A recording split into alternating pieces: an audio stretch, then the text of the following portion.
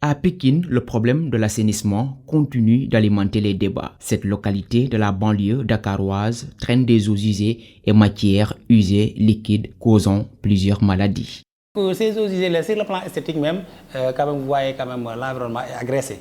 Donc il y a une pollution de l'environnement. Et encore, ces eaux usées-là, déversées sur la voie publique, partout, peuvent être source de maladies. Parce que ce sont des charges négatives qui comprennent des agents pathogènes et autres qui peuvent donner des maladies. Et quand même, souvent, il y a des maladies hydriques, donc typhoïdes, paratyphoïdes, etc.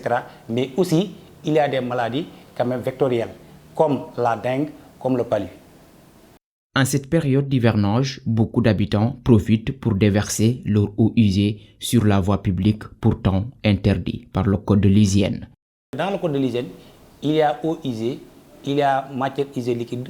Donc les eaux usées, et quand vous allez dans l'article 1er du code pénal, la contravention, c'est une infraction où le législateur attache une peine dont l'amende est de 200 francs, sans pour autant dépasser 20 000 francs. Et la sanction privative de liberté est 1 jour sans pour autant dépasser 1 mois.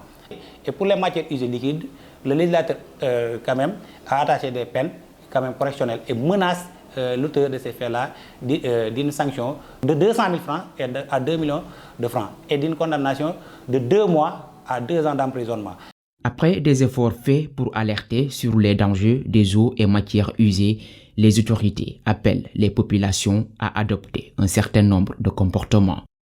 Qu'ils évitent de vider leur fosse, d'attendre jusqu'à la pluie pour ouvrir leur fosse, pour essayer d'évacuer leur matière fécale. Ça, quand même, ils peuvent être déférés devant le procureur de la République pour élimination non conforme de matière usée liquide qui est un délit en matière d'hygiène.